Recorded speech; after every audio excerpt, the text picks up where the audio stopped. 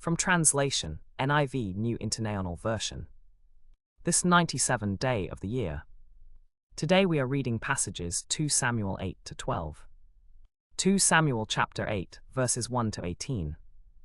In the course of time, David defeated the Philistines and subdued them, and he took Metheg-Ammah from the control of the Philistines. He also defeated Moab. He made the Moabites lie down on the ground and measured them with a length of cord. Every 2 lengths of cord they were to be put to death, and every 3rd length was to be spared. So the Moabites became subject to David and brought tribute.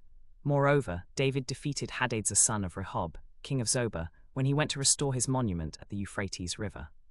David took 1,000 of his chariots, 7,000 charioteers, and 20,000 foot soldiers. He hamstrung all but 100 of the chariot horses. When the Arameans of Damascus came to help Hadad the king of Zobah, David struck down 22,000 of them. He put garrisons in the Aramean kingdom of Damascus, and the Arameans became subject to him and brought tribute. The Lord gave David victory wherever he went. David took the gold shields carried by the officers of Hadadezer and brought them to Jerusalem. From Beta and Berotai, cities of Hadadezer, King David took a great quantity of bronze. When Toi king of Hamath heard that David had defeated the entire army of Hadadezer, he sent his son Joram to King David to greet him and congratulate him on his victory in battle over Hadadezer, who had been at war with Toi. Joram brought with him articles of silver, of gold, and of bronze. King David dedicated these articles to the Lord, as he had dedicated the silver and gold from all the nations he had subdued. Edom and Moab, the Ammonites and the Philistines, and Amalek. He also dedicated the plunder taken from Hadad the son of Rehob, king of Zobah. And David became famous after he returned from striking down 18,000 Edomites in the Valley of Salt. He put garrisons throughout Edom, and all the Edomites became subject to David. The Lord gave David victory wherever he went. David reigned over all Israel, doing what was just and right for all his people. Joab son of Zeruiah was over the army. Jehoshaphat son of Ahilud was recorder. Zadok son of Ahitub and Ahimelech son of Abiathar were priests. Sariah was secretary. Benaiah son of Jehoiada was over the Kerethites and Pelethites, and David's sons were chief officials at the king's side. 2 Samuel chapter 9, verses 1 to 13. David asked, "Is there anyone still left of the house of Saul, to whom I can show kindness for Jonathan's sake?" Now there was a servant of Saul's household named Ziba.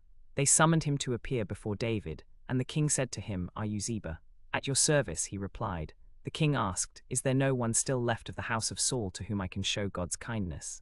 Ziba answered the king, "There is still a son of Jonathan. He is crippled in both feet." "Where is he?" the king asked. Ziba answered, "He is at the house of Machir son of Ammiel in Lo-debar." So King David had him brought from Lo-debar, from the house of Machir son of Ammiel. When Mephibosheth son of Jonathan, the son of Saul, came to David, he bowed down to pay him honor. David said, "Mephibosheth." "At your service," he replied. "Don't be afraid," David said to him, "for I will surely show kindness to you for the sake of your father Jonathan. I will restore to you all the land that belonged to your grandfather Saul, and you will always eat at my table." Mephibosheth bowed down and said, "What is your servant, that you should notice a dead dog like me?" Then the king summoned Ziba, Saul's steward, and said to him, "I have given your master's grandson everything that belonged to Saul and his family.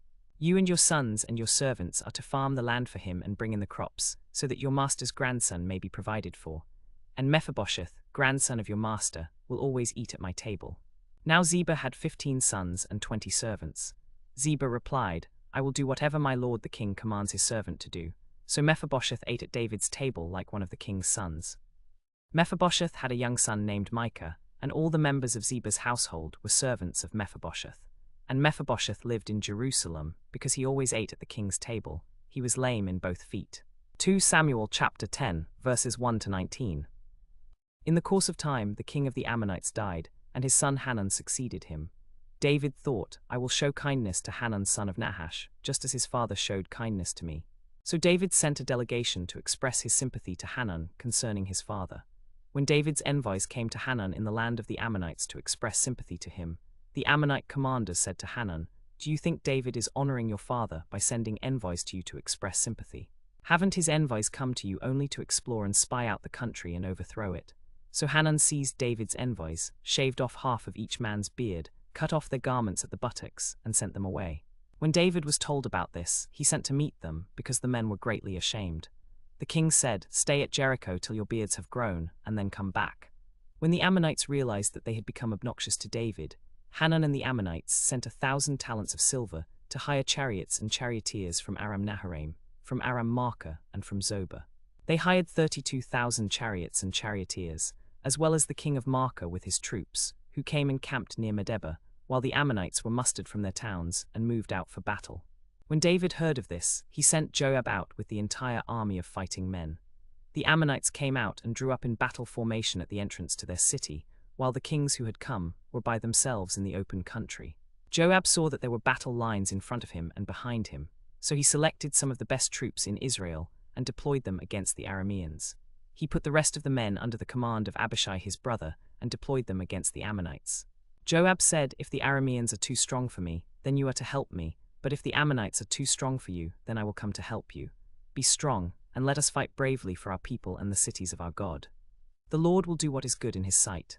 Then Joab and the troops with him advanced to fight the Arameans, and they fled before him. When the Ammonites realized that the Arameans were fleeing, they too fled before his brother Abishai and went inside the city. So Joab returned to Jerusalem. When the Arameans saw that they had been routed by Israel, they sent messengers and had Arameans brought from beyond the Euphrates River, with Shophak the commander of Hadadezer's army at their head. On hearing this, David gathered all the Israelites and crossed the Jordan. He advanced and met the army, and formed it in battle lines against them. The Arameans fought against Israel, but they fled before Israel, and David killed 7,000 of their charioteers and 40,000 of their foot soldiers.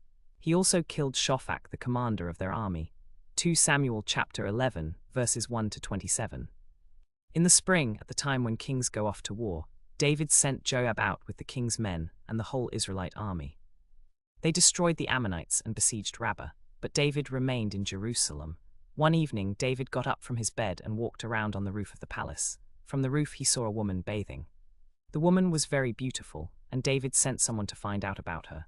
The man said, "Isn't this Bathsheba, the daughter of Eliam and the wife of Uriah the Hittite?" Then David sent messengers to get her. She came to him and he slept with her. Now she was purifying herself from her monthly uncleanness. Then she went back home. The woman conceived and sent word to David, saying, "I am pregnant." So David sent this word to Joab, "Send me Uriah the Hittite." And Joab sent him to David. When Uriah came to him, David asked him how Joab was, how the soldiers were, and how the war was going. Then David said to Uriah, "Go down to your house and wash your feet." So Uriah left the palace, and a gift from the king was sent after him. But Uriah slept at the entrance to the palace with all the king's servants and did not go down to his house. When David was told Uriah did not go home, he asked him, "Haven't you just come from a journey? Why didn't you go home?" Uriah said to David, "The ark and Israel and Judah are staying in tents, and my master Joab and my lord's men are camped in the open fields. How could I go to my house to eat and drink and lie with my wife? As surely as you live, and as your soul lives, I will not do such a thing." Then David said to Uriah, "Stay here today also, and tomorrow I will send you back." So Uriah remained in Jerusalem that day and the next. At David's invitation, he ate and drank with him, and he got him drunk. But in the evening Uriah went out to sleep on his mat among his master's servants. He did not go home. In the morning David wrote a letter to Joab and sent it with Uriah. In it he wrote, "Put Uriah in the front line where the fighting is fiercest. Then withdraw from him so he will be struck down and die." So while Joab was besieging the city, he put Uriah in a place where he knew the strongest defenders were. When the men of the city came out and fought against Joab, some of the men in David's army fell. Moreover, Uriah the Hittite died. Joab sent David a full account of the battle. He instructed the messenger, "When you have finished giving the king all the details of the battle, and if the king becomes angry and asks you, 'Why did you get so close to the city to fight? Did you know they would shoot from the wall? Who struck down Abimelech son of Jerubbesheth? Didn't a woman throw an upper millstone on him from the wall, so that he died in Thebez? Why did you get so close to the wall?' Then say to him, 'Also, your servant Uriah the Hittite is dead.'" The messenger set out, and when he arrived he told David everything Joab had sent him to say.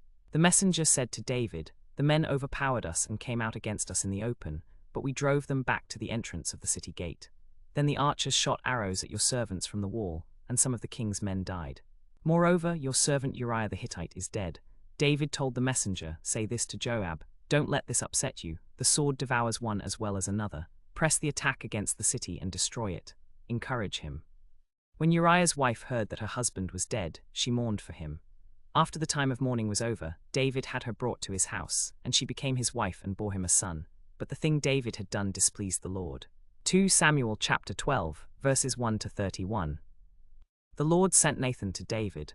When he came to him, he said, "There were 2 men in a certain town, one rich and the other poor. The rich man had a very large number of sheep and cattle, but the poor man had nothing except one little ewe lamb that he had bought. He raised it, and it grew up with him and his children.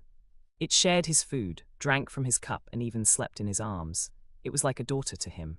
Now a traveler came to the rich man, but the rich man refrained from taking one of his own sheep or cattle to prepare a meal for the traveler who had come to him. Instead, he took the ewe lamb that belonged to the poor man and prepared it for the traveler who had come to him. David burned with anger against the man and said to Nathan, 'As surely as the Lord lives, the man who did this must die. He must pay for that lamb 4 times over, because he did such a thing and had no pity.'